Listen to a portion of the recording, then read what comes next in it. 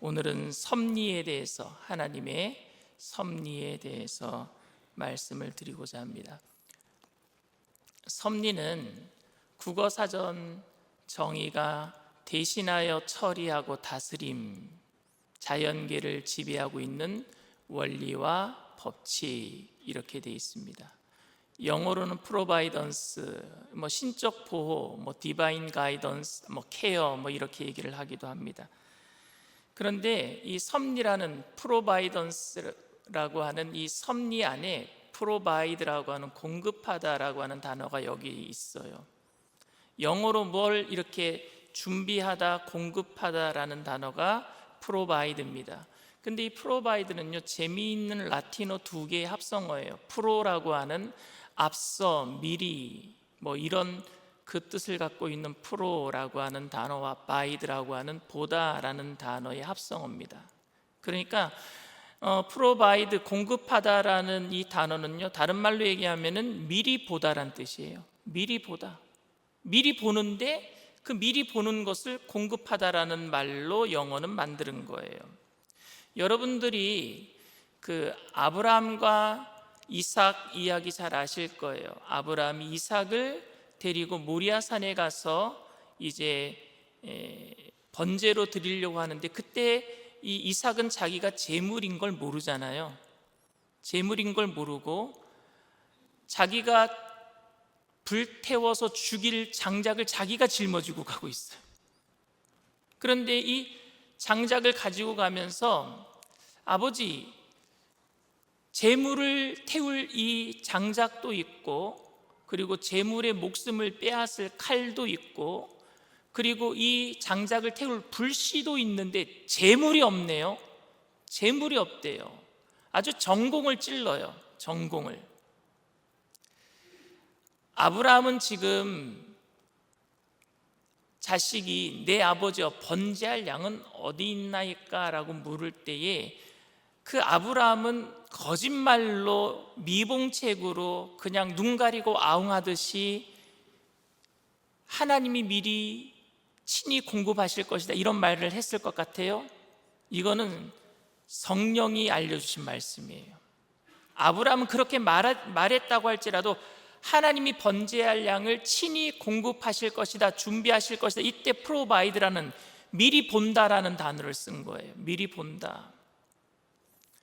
근데 아브라함은 하나님이 진짜 이삭 대신 어떤 양을 준비할 거라고는 전혀 생각지도 못했어요. 그러나 성령님께서 가르쳐 주신 예언의 말씀을 한 것이죠. 마찬가지로 여러분들이 힘들고 어려울 때에, 그래도 그 힘들고 어려운 상황에도 하나님의 일을 하려고 노력하고 믿음의 발자국을 뛸 때에 하나님은 여러분들의 입술을 통해서 내가 알지 못하는 크고 비밀한 일들을 말하게 하실 거예요.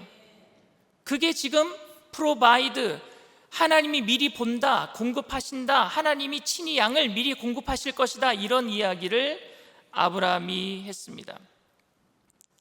그리고 정말로 모리아산에 갔을 때에 아브라함은 수풀에 걸려 있는 양을 발견하게 됩니다. 그때 내가 잡는 척하면은 하나님이 양을 준비해 주시겠지 해서 아브라함은 이삭을 잡는 척한 것이 아니라 진짜 죽이려고 했던 것이고, 그런데 하나님은 아브라함을 막으시고 미리 준비하신, 그래서 provide, 미리 공급하다, 그래서 그 자리를 뭐라 그랬어요?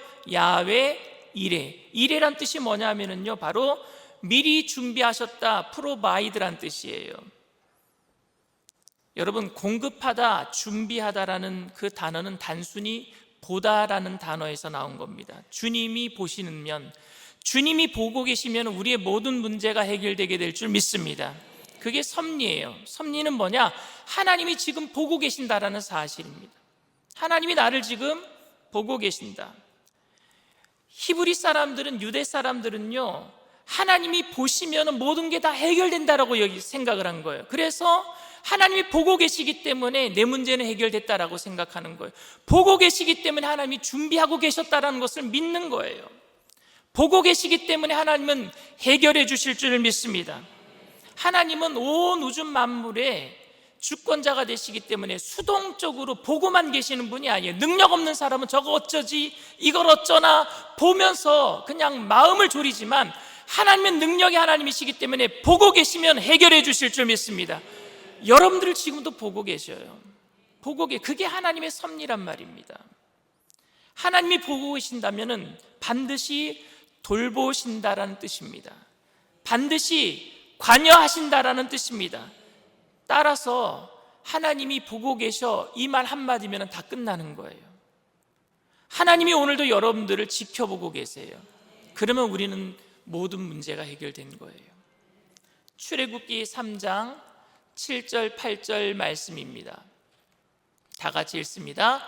야훼께서 이르시되 내가 애굽에 있는 내 백성의 고통을 분명히 보고 그들이 그들의 감독자로 말미암아 부르짖음을 듣고 그 근심을 알고 내가 내려가서 그들을 애굽인의 손에서 건져내고 그들을 그 땅에서 인도하여 아름답고 광대한 땅, 젖과 꿀이 흐르는 땅, 곧 가나안 족속, 헷 족속, 아모리 족속, 브리스 족속, 히위 족속, 여부스 족속의 지방에 데려가려 하노라. 여러분, 봄으로 인해서 하나님이 보고 계셔서 어떻게 됐어요? 듣고 계시는 거예요. 보고 계시니까 더 유심히 듣는 거예요. 우리가 힘들어하고 눈물 흘리고 신음소리에도 하나님은 보고 계시기 때문에 그 신음소리를 듣고 계시는 줄 믿습니다. 그리고 정확하게 알고 계시기 때문에 좀 더 파악하기 위해서 어떻게 해요? 강림하시는 거예요. 내려오신대요. 그게 성육신, 인카네이션, 예수님이 이 땅에 오신 사건인 줄 믿습니다. 하늘나라에만 계시는 것이 아니라 하나님은 우리를 더 깊이 알고 싶으셔서 내려오신단 말입니다. 내려가셔서 우리를 어떻게 해요? 건져내시고 그리고 인도하여서 주님의 천국으로 데려가시는 줄 믿습니다. 이게 어디서부터 출발하는 거예요? 보는 거로부터. 이게 섭리란 말입니다. 보고 계시기 때문에 하나님이 듣고 계시고 알고 계시고 내려오셔서 건져내시고 우리를 인도하시고 데려가시는 거예요. 이게 섭리예요. 그러니까 보면은 끝나는 거예요. 저는 여러분들을 보면은요 속사정이 뭔지 잘 몰라요. 근데 하나님은 지켜보면은 다 알고 계세요. 얼마나 감사한지 몰라요. 그래서 오늘 새벽 예배 드리면서도 주님께 그렇게 기도했어요. 하나님, 저를 지금 보고 계시죠. 하나님, 제 음성을 지금 듣고 계시죠. 하나님, 지금 제 마음을 알고 계시죠. 그럼 끝나는 거예요. 여러분들의 기도가 주님의 섭리 가운데 다 응답되게 될 줄 믿습니다. 그렇다면 여러분, 섭리라는 말은 사실 성경에 나오지는 않아요. 섭리라는 말은.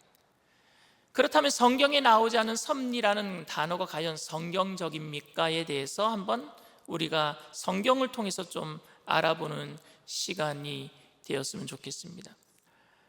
여러분들에게 한 가지 질문을 더 하겠습니다. 성경에 삼위일체라는 단어가 나와요? 큰일 났네. 삼위일체라는 단어가 나와요, 안 나와요? 안 나와요. 삼위일체라는 단어는 트리니티라는 단어는 성경에 없습니다. 그런데 성경을 보면은 삼위일체 하나님에 대해서 이야기를 하고 있어요, 없어요? 있어요. 성부 하나님에 대해서, 성자 예수님에 대해서, 성령 하나님에 대해서 성경은 계속 얘기하고 있어요. 그래서 세 분이면서 한 분이신 삼위일체를 우리는 그 단어를 말할 수밖에 없는 거예요. 마찬가지로 섭리라는 단어도 섭리라는 단어는 성경에는 없지만 하나님이 우리를 지금 보고 계시고 듣고 계시고 알고 계시고 세상 모든 일들을 우리를 위해서 지금 인도하고 계시는, 케어하고 계시는, 준비하고 계시는 모든 것들을 성경을 통해서 알 수 있어요, 없어요? 알 수 있어요. 그렇기 때문에 섭리라는 단어에 대해서 성경에서는 없지만 분명히 하나님은 우리를 섭리하고 계시다는 사실을 우리는 알고 있습니다. 그렇다면 이 세상에서 어떻게 하나님의 섭리가 드러나고 있음을 성경이 말하고 있는지 먼저 에베소서 1장 11절 말씀을 우리 다 같이 읽겠습니다. 모든 일을 그의 뜻의 결정대로 일하시는 이의 계획을 따라 우리가 예정을 입어 그 안에서 기업이 되었으니. 여기서 그의 뜻의 결정대로라고 얘기했어요. 하나님의 뜻대로 이 땅을 운행하시는 줄 믿습니다. 이게 섭리예요. 하나님의 뜻대로예요. 하나님의 뜻대로. 내 뜻대로예요? 아니요, 하나님의 뜻대로입니다. 이사야서 46장 9절 10절 말씀 다 같이 읽습니다. 너희는 옛적 일을 기억하라. 나는 하나님이라. 나 외에 다른 이가 없느니라. 나는 하나님이라. 나 같은 이가 없으니라. 내가 시초부터 종말을 알리며 아직 이루지 아니할 일을 옛적부터 보이고 이르기를 나의 뜻이 설 것이니 내가 나의 모든 기뻐하는 것을 이루리라 하였노라. 아멘. 여러분, 이스라엘 백성들에게 뭐라 그랬어요? 옛적 일을 기억하라. 옛적 일은 뭐예요? 하나님이 우리를 어떻게 인도하셨는지를 기억하라는 거예요. 하나님의 섭리로 우리가 어떻게 여기까지 왔는지를 기억하라는 얘기예요. 그것을 기억하면은요, 시초부터 종말까지 하나님이 우리를 보호하신다는 사실, 그 섭리를 우리는 보고 계시기 때문에 나를 인도하신다는 사실을 알게 될 것이고, 그건 바로 하나님이 기뻐하는 모든 것이래요. 하나님이 기뻐하시는 것이 무엇이냐? 바로 우리를 하나님 나라로 인도하는 거예요. 그게 하나님의 섭리, 보호하심, 우리를 책임져 주시는 사실이란 말입니다.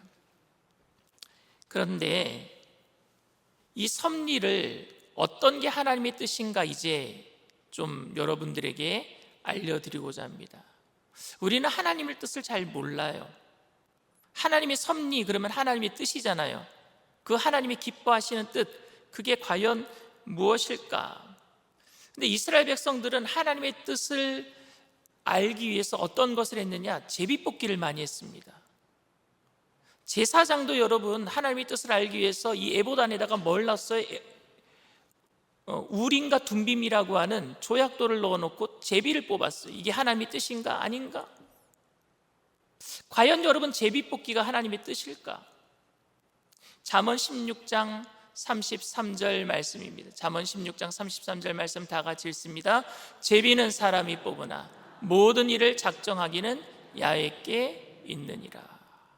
참 오묘한 말씀인 것 같아요. 어떻게 여러분 이런 말이 이루어질 수 있겠습니까? 이 말을 설명하기 위해서 한 가지 더 말씀, 잠언서 18장 17절에서 18절 말씀 보도록 하겠습니다. 송사에서는 먼저 온 사람의 말이 바른 것 같으나 그의 상대자가 와서 밝히느니라. 제비 뽑는 것은 다툼을 그치게 하여 강한 자 사이에 해결하게 하느니라. 저는 어저께 사실은 교회 일 때문에 한 정치인을 만났어요. 근데 저는 사실 정치인은 별로 좋아하지 않습니다. 그분을 지칭해서 제가 하는 얘기는 아니고, 정치인들이 왜 제가 좋아하지 않느냐면요, 자기가 하는 말을 전부 다 국민의 뜻이래요. 뭐든지 자기 뜻을 얘기하면서 이게 국민의 뜻이라고 얘기하니까, 그래서 저는 진짜 그게 국민의 뜻인지 묻고 싶어요. 왜 자기 뜻을 왜 국민의 뜻으로 둔갑시켜가지고 마치 자기가 국민의 뜻을 대변하는 것처럼 말하는지, 대부분의 모든 정치인들은 그렇게 얘기합니다. 마찬가지로 여러분, 교회에 다니는 성도님들이 쉽게 오류에 빠질 수 있는 것이 자신의 뜻을 하나님의 뜻으로 둔갑시켜버리는 거예요. 정치인들이 자신의 뜻을 국민의 뜻이라고 얘기하는 것처럼 성도님들은 특별히 하나님을 오래 믿은 사람이면 그런 사람일수록 자신의 뜻을 하나님의 뜻으로 둔갑시켜요. 기도 많이 한 사람일수록, 여러분 고집이 센 거 아십니까? 대부분 그런 건 아니지만 고집이 세. 내가 그냥 내 뜻대로 기도해 놓고도 결국에 내가 기도를 내가 얼마나 많이 한 줄 알아? 내가 금식을 얼마나 많이 한 줄 알아? 너보다 내가 예배를 얼마나 많이 드린 줄 알아? 그러니까 내가 너보다 하나님의 뜻을 더 많이 알고 있는 거야 하면서 자신의 뜻을 하나님의 뜻으로 둔갑시키기도 합니다. 그런데 자신이 그렇게 확고하게 하나님의 뜻이라고 생각하는 것 중에 다른 사람들이 동의하지 못하는 부분들이 많이 있을 수 있어요. 아니요, 교회에는요, 내 뜻과 다른 뜻을 갖고 있는 사람들이 태반입니다. 대부분 내가 가지고 있는 뜻과 옆에 있는 성도님들이 가지고 있는 뜻이 그렇게 같을 수 있는 그런 확률은 그렇게 많지는 않습니다. 교회 안에서 서로 그런데 서로 이분도 기도 많이 하는 분이고 이분도 기도 많이 하는 분인데 그래서 서로 하나님의 뜻을 가지고 싸우는 거예요. 자기 뜻임에도 하나님의 뜻으로 둔갑시켜서 서로 싸우는 거예요. 서로 자기 판단 기준이 다 달라요. 다 다르기 때문에 자기를 합리화시키기 위해서 하나님의 뜻을 가져다가 자기 뜻을 하나님의 뜻처럼 만들어서 이야기를 하는 거예요. 그러면 통과될 줄 알고, 그래서 서로 다른 하나님의 뜻을 가진 사람들끼리 전적인 동의가 이루어질 수 없는 것이 교회예요. 교회가 하나 되기가 힘든 이유가 다 하나님의 뜻을 가지고 있기 때문에 그래요. 다 하나님의 뜻을 가지고 있어요. 그렇다면 도대체 어떻게 우리는 하나님의 뜻을 알 수 있습니까? 우리가 하나님도 아닌데 자신이 주장하는 것을 어떻게 하나님의 뜻이라고 자신 있게 말할 수 있겠습니까? 이건 정말 위험한 일입니다, 여러분. 위험한 일이에요. 목사도 자기가 원하는 것을 하나님의 뜻이라고 주장할 수도 있잖아요. 가장 위험한 직분이에요, 목사가. 여러분, 그러면 교회는 다수결의 원칙으로 해야 됩니까? 하나님의 뜻을 알기 위해서? 거수로 결정하는 거예요? 오늘 설교는 목사님 구약에서 해주세요, 거수. 신약에서 해주세요, 거수. 이거 다수결로 해야 돼요? 여러분, 다수결의 원칙의 단점이 뭔지 아십니까? 여론 조작하면은요, 잘못된 것도 옳은 게 될 수 있어요. 잘못된 것도. 정답이 아닌데도 여론이 와, 그게 옳다라고 하면은요, 그게 옳은 게 될 수 있어요. 옛날에 2차 세계대전을 일으켰던 독일의 히틀러를, 여러분, 여론이 히틀러를 받들어 간 거예요. 여론이, 독일 국민들이 히틀러를 전부 다 추앙해 준 거예요. 그래서 2차 세계대전을 일으킨 거예요. 여론이 그렇게 잘못되면은요, 전체적으로 전 세계가 힘들어질 수도 있단 말입니다. 그러니까 다수결의 원칙은 하나님의 방법도 아닙니다. 제비뽑기요, 여러분? 정말 제비뽑기가 하나님의 뜻을 알 수 있습니까? 다수결의 원칙으로 하나님의 뜻을 알 수도 없고, 제비뽑기로 하나님의 뜻을 알 수 있다고. 여러분, 제비를 뽑았는데 그 사람이 정말로 이상한 사람이 뽑혀서 있는 기간 동안에 고통을 당한다고 생각해 보세요. 그럼 그게 하나님의 뜻이겠습니까? 제비를 뽑았는데 정말 뽑히지 말아야 할 사람이 뽑혔다라고 생각해 보세요. 성격 참 이상하고 화 잘 내고 그런 사람이 목사로 제비로 뽑혔다고 생각해 보세요. 여러분들이, 제가 만약에 그렇게 해서 제비로 뽑혀가지고 성격이 이상한 목사가 와가지고 은퇴할 때까지 있다고 생각해 보세요. 그것만큼 힘든 일 없을 겁니다. 사실 우리는 정확하게 하나님의 뜻을 알 수 없기 때문에 이렇게 할까 저렇게 할까 고민하다가 갈등하다가 배우자를 정했고, 그리고 이렇게 할까 저렇게 할까 하다가 사업을 시작했고, 이렇게 할까 저렇게 할까 하다가 동네를 정하고 집을 샀고, 이렇게 할까 저렇게 할까 하다가 교회를 정하기도 했습니다. 많은 망설임의 시간과 어쩔 수 없는 결정한 부분, 그 시간 속에서 어쩔 수 없이 결정한 부분들이 많아요. 그냥 운명에 맡겼다라는 것이 더 맞을 것 같아요. 근데 우리는 그것을 하나님께 맡겼다라고 표현하기도 합니다. 이럴까 저럴까 하다가도 그냥 우리는 하나님께 맡겼다 이렇게 표현하기도 합니다. 그런데 잠언 18장 17절 말씀은 이렇게 확신이 없이 하나님의 뜻이 어떤 것인지 확신하지 못하는 사람들의 이야기가 아니라 확실하게 하나님의 뜻을 안다고 하는 사람들 사이에 일어나는 일들에 대해서 기록하고 있는 거예요. 17절 말씀 다시 한번 읽습니다. 송사에서는 먼저 온 사람의 말이 바른 것 같으나 그의 상대자가 와서 밝히느니라. 17절 말씀은 이런 뜻이에요. 처음에 말한 사람이 말을 하면은요, 그 사람 말이 맞는 것 같아요. 저한테 어떤 두 분, 이게 가정으로 한 어떤 가정입니다. 어떤 두 분이 싸우는 거예요. 근데 제가 보고 있어요. 근데 먼저 온 사람이 저한테 목사님 저 사람이 틀렸습니다 라고 막 얘기를 하니까 제가 첫 번째 와서 한 그 사람 말이 맞는 것 같아요. 그런데 상대자가 나중에 와서 나타나서 그게 아니라요, 이 사람이 이렇게 잘못해서 제가 이런 겁니다 라고 얘기하니까 이쪽 사람들 말이 또 맞는 것 같아요.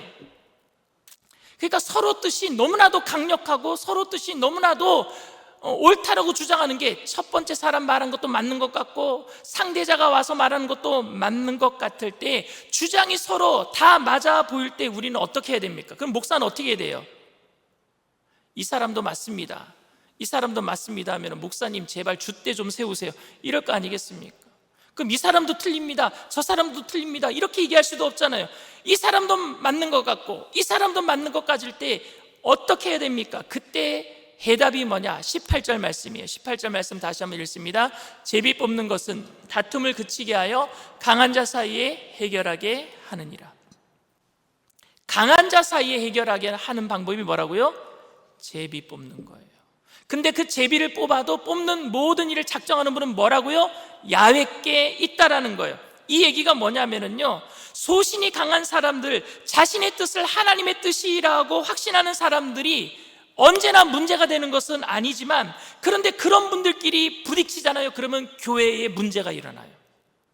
그분들끼리 부딪히면은요, 교회에 큰 문제가 일어나는 이유가 뭐냐면 새가족 때문에 문제가 일어나는 것이 아니라 예수님을 오래 믿었다라는 직분자들 사이에 이것도 하나님의 뜻이다, 나도 하나님의 뜻이다 라는 사람들끼리 부딪힐 때 문제가 일어나는 거예요. 그때는 서로 양보하지 않습니다. 왜? 기도 많이 한 사람들이니까, 하나님 말씀 많이 아는 사람들이니까 서로 양보하지 않습니다. 우리는 진리를 판가름할 수 없어. 이분 말도 맞는 것 같고 저분 말도 맞는 것 같습니다. 그때 제비를 뽑아서 한 사람은 이기고 한 사람은 지는 것으로 판결해 주는 게 뭐냐? 제비 뽑기예요.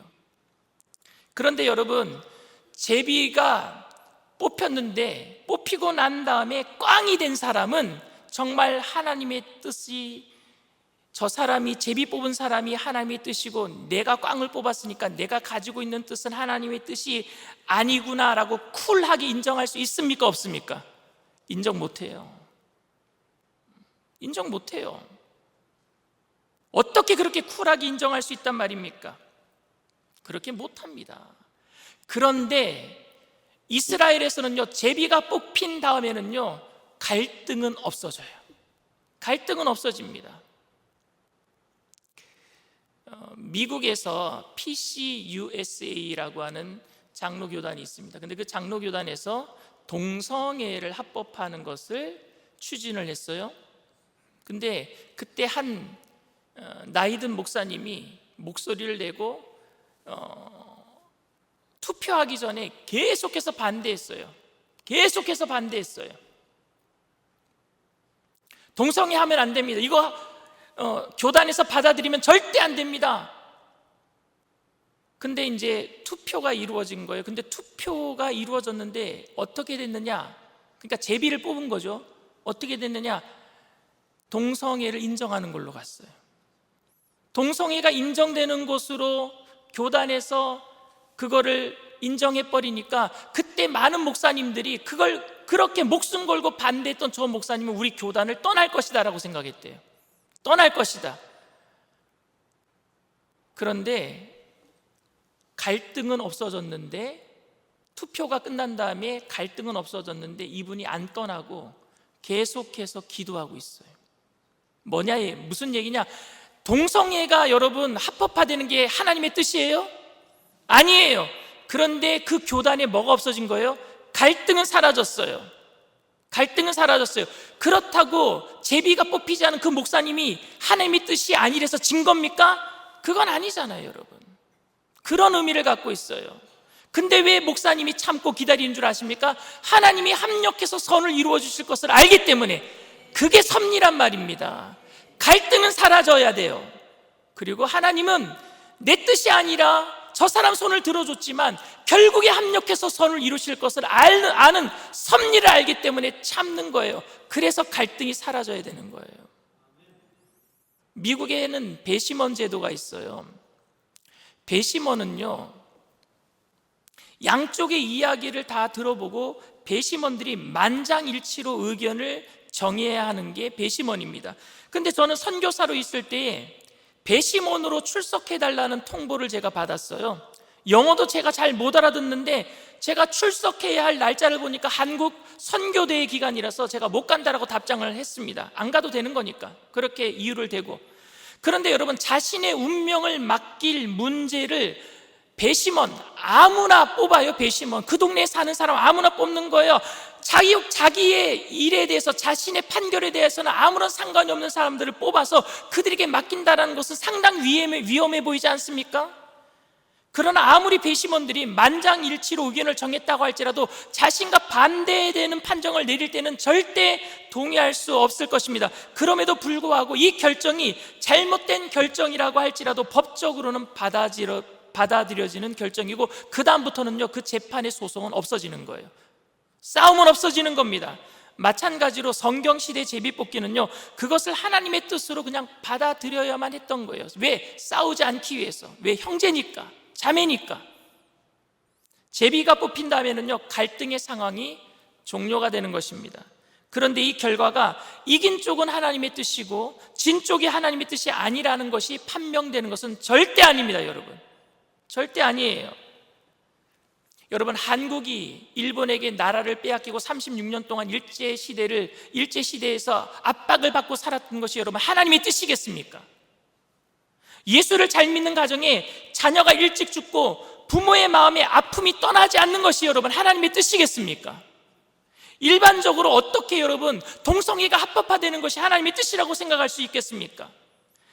성도님들은 하나님의 뜻이라고 하면 하나님이 기뻐하시는 것이라고 생각을 하시는데, 여러분 어떻게 이 땅 가운데 죄악이 만연한 것이 하나님이 기뻐하시는 뜻이겠습니까?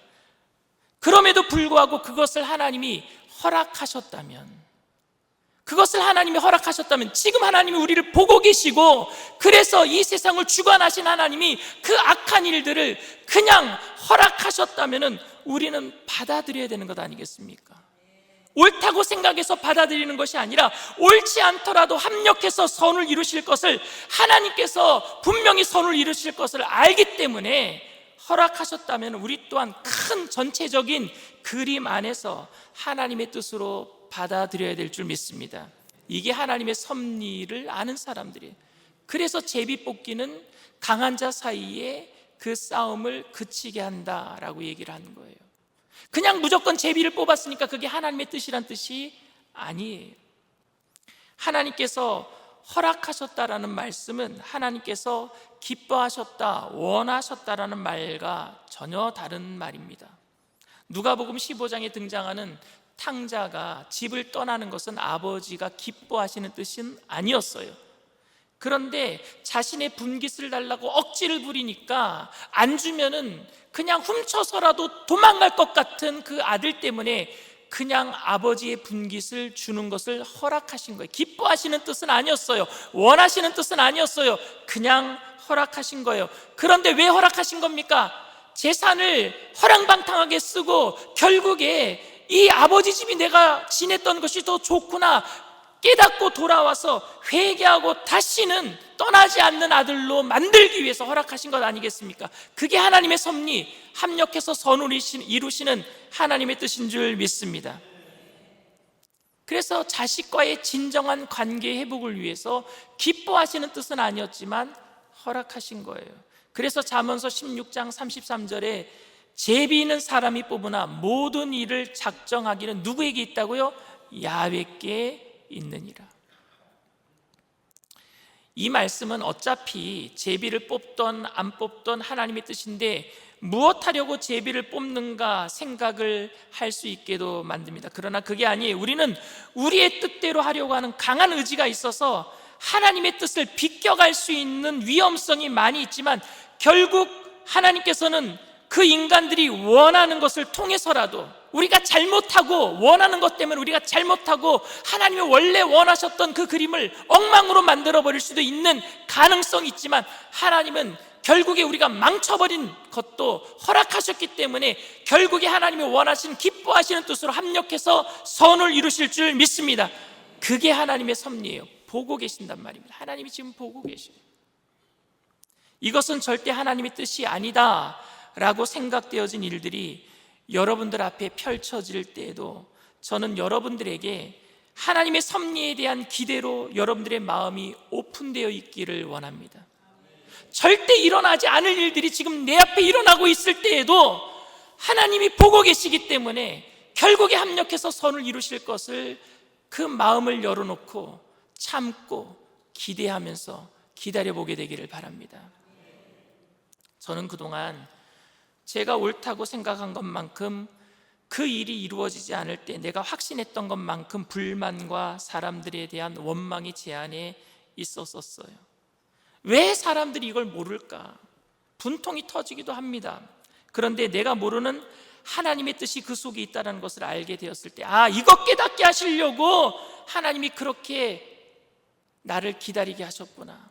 내가 원하는 일들을 하나님이 맡고 계셨구나. 그리고 내가 원했던 일들이 이루어지지 않는 상황 속에서도 내가 하나님의 섭리를 위해서 어떻게 살아가야 될 것인지 다시 한번 주님을 바라보게 되는 시간이 되었습니다. 우리의 죄와 자신을 합리화시키는데 하나님의 뜻을 이용해서는 안 될 것입니다. 그리고 제비뽑기와 투표의 결과에 순종하는 것이 언제나 하나님의 뜻이기 때문도 아닙니다. 그 안에 하나님의 뜻이 있을 수도 있고 없을 수도 있는데, 중요한 것은 결정한 이후에는 내가 옳다고 하더라도 갈등은 사라져야 돼요. 교회의 갈등은 사라져야 합니다. 하나님의 섭리를 기대하며 기다리는 시간이, 그 시간이 하나님께서 우리를 더 강하게 믿음으로 세워주는 시간이 되게 될 줄 믿습니다. 결국에 합력해서 선을 이루실 거예요. 저는 이 땅에 일어나고 있는 여러 가지 좋지 않은 일들, 그리고 성도님들 가정에서 일어나고 있는 좋지 않은 여러 가지 일들을 들을 때마다 마음이 아파요. 하나님이 아니기 때문에 더 마음이 아파요. 앞으로 어떻게 되어질지 걱정도 돼요. 그런데 하나님도 모든 일들을 주관하시지만, 다 좋게 하실 것을 하나님이 이미 다 알고 계시지만, 하나님도 우리가 고통당할 땐 마음 아파하실 거예요.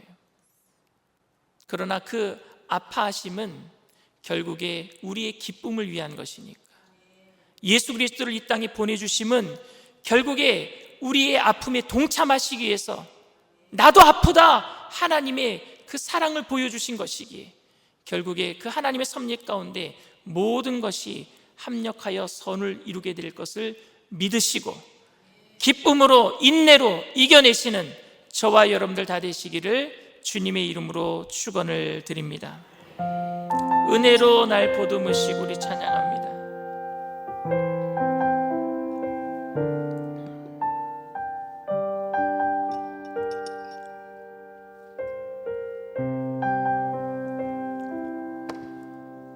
은혜로 날 보듬으시고 사랑으로 품어주셔도 내 마음 한 자락도 지키지 못하는 이 모습 부끄럽습니다. 따스한 곁을 내어주신, 따스한 곁을 내어주신 주님 앞에 나아갑니다.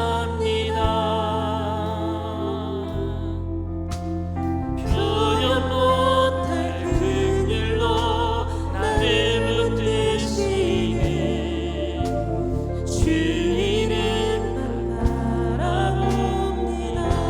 매일 마주한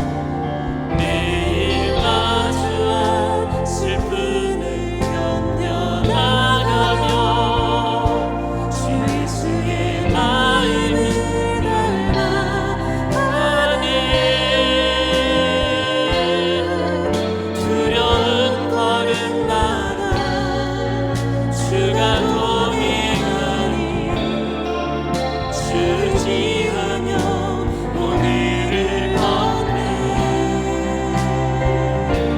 주의 신실한 소망을 깊이 나누며 주 예수의 분열을 채워가네.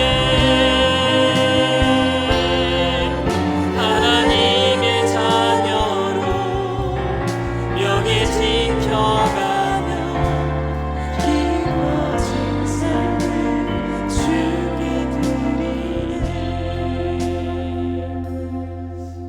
하나님이 살아계시다면 왜 이런 일들이 내게 벌어질까 하는